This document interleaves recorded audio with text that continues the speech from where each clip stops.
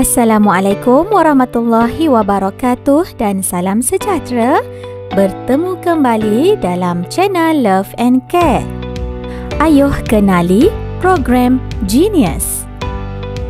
Program Genius pada asalnya ditubuhkan bermula pada tahun 2006 di bawah pengurusan Jabatan Perdana Menteri dengan kerjasama pelbagai agensi kerajaan dan bukan kerajaan dengan nama Program Permata.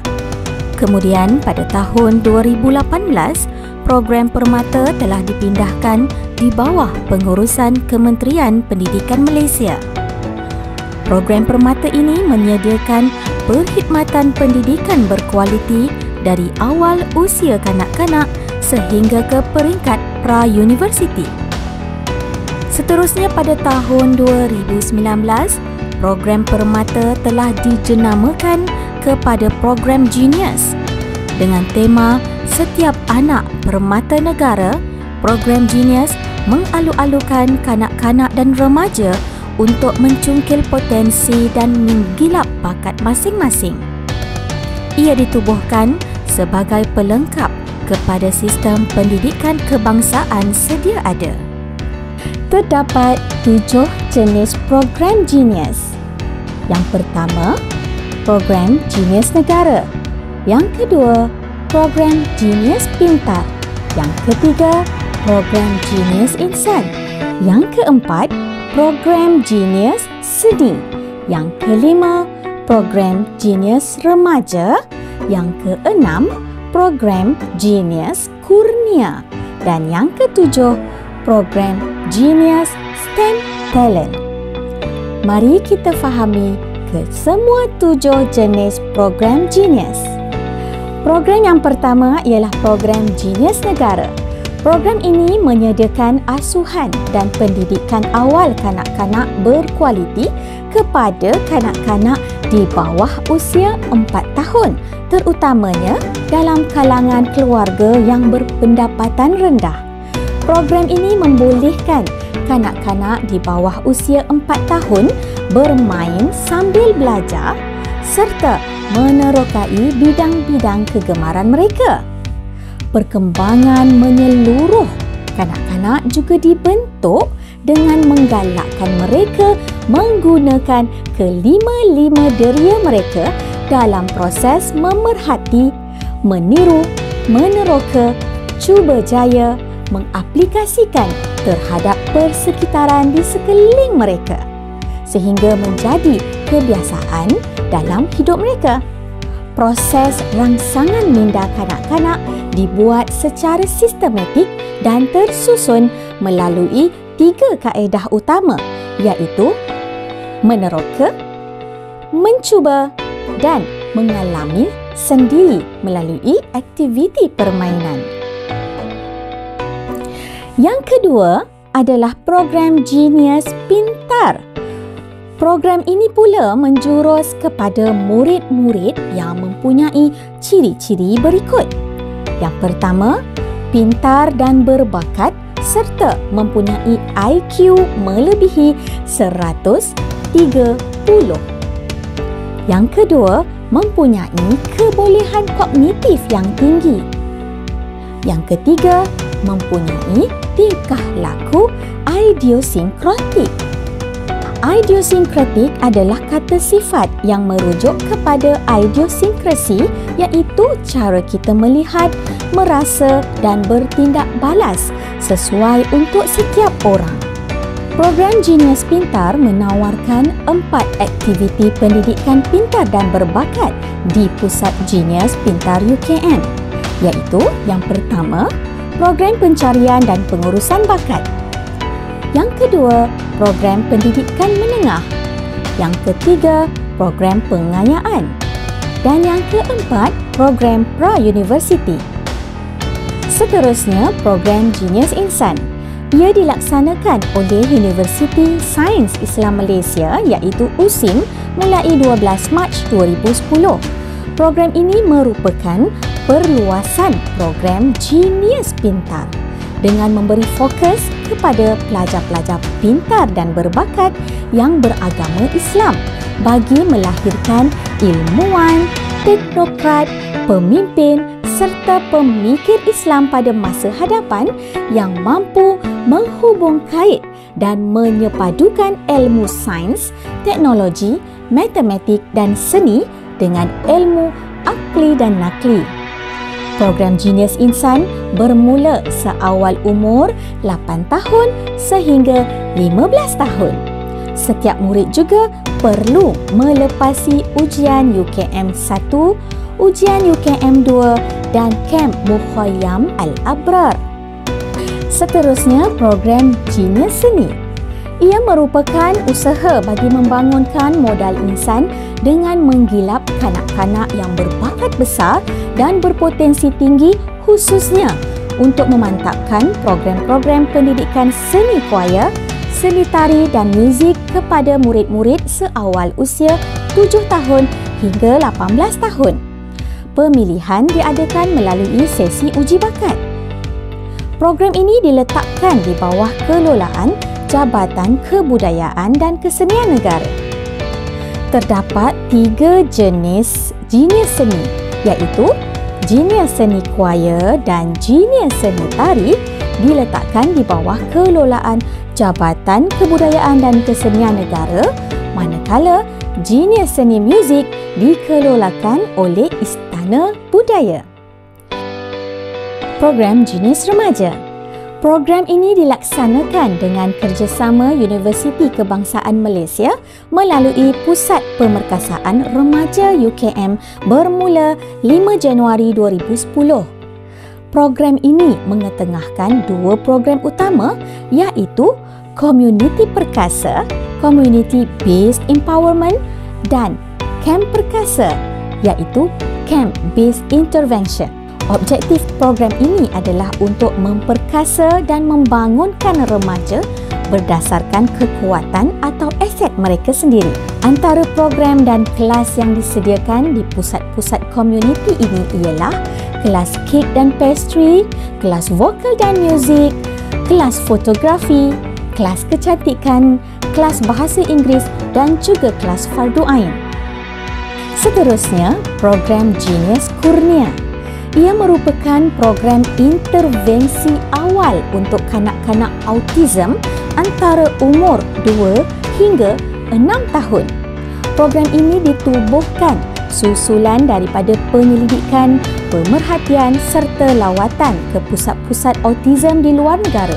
Matlamat utama pusat autism ini adalah untuk menyediakan perkhidmatan intervensi awal kepada kanak-kanak autism bagi mengembangkan potensi mereka sepenuhnya, menyediakan mereka untuk pendidikan kealiran perdana serta meningkatkan kesedaran orang awam mengenai autism. Pusat Genius Kurnia telah dibina di Sentul, Kuala Lumpur dan mula beroperasi mulai November 2015. Ia menawarkan 3 aktiviti teras, iaitu program prasekolah, program sokongan keluarga dan program pendidikan komuniti. Program yang bermula pada Oktober 2017 ini adalah untuk memastikan pelajar-pelajar lepasan program Genius Pintar dan program Genius Insan yang merupakan top student dalam bidang sains, teknologi, kejuruteraan dan matematik untuk mengekalkan dan meningkatkan kebolehan mereka. 3 aktiviti teras Genius STEM Talent adalah: yang pertama, membangunkan sistem pusat pengumpulan dan penyimpanan data bakat Genius STEM. Yang kedua, mengatasi brain drain dengan memanfaatkan kebolehan bakat-bakat Genius STEM ini. Dan yang ketiga, mewujudkan satu platform komunikasi atas talian bagi pelaksanaan program pementoran dan penilaian berkala serta penyampaian maklumat yang berkesan antara program Genius STEM Talent dan komuniti atas talian. Berikut adalah carta alir proses pencarian murid pintar dan berbakat.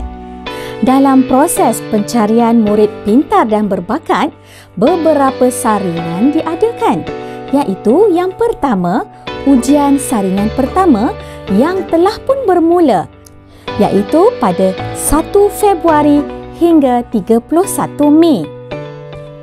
Seterusnya, jika anda melepasi tahap ujian saringan pertama, anda akan duduki pula ujian saringan kedua. Ujian saringan kedua yang akan berlangsung bermula Julai hingga Ogos. Pelajar yang melepasi ujian saringan kedua akan ditawarkan untuk mengikuti program perkhemahan cuti sekolah yang biasanya diadakan pada bulan Disember. Dalam program ini juga, pelajar-pelajar akan duduki ujian saringan ketiga. Sekiranya anda lulus ujian saringan ketiga dan melepasi piawaian yang ditetapkan, anda akan mendapat tawaran kemasukan ke kolej atau akademi yang dinyatakan. Jom bersama saya untuk kita fahami dengan lebih lanjut proses yang sedang berlaku ketika ini, iaitu pencarian murid pintar dan berbakat. Ujian UKM 1 dan 2 adalah ujian saringan yang menguji tahap intelektual individu, iaitu ujian IQ. Ujian UKM 1 adalah ujian pemilihan pertama untuk pelajar-pelajar yang ingin menyertai program di bawah Pusat Permata Pintar. Pelajar yang lulus ujian UKM 1 dibenarkan untuk mengambil ujian UKM 2 yang akan diadakan di pusat-pusat UKM di seluruh negara. Ujian UKM 2 pula adalah ujian pemilihan kedua untuk menapis dan mencari pelajar yang boleh menyertai program perkhemahan cuti sekolah yang akan diadakan pada bulan Disember setiap tahun. Berikut adalah contoh-contoh soalan yang menguji IQ dan intelektual anda.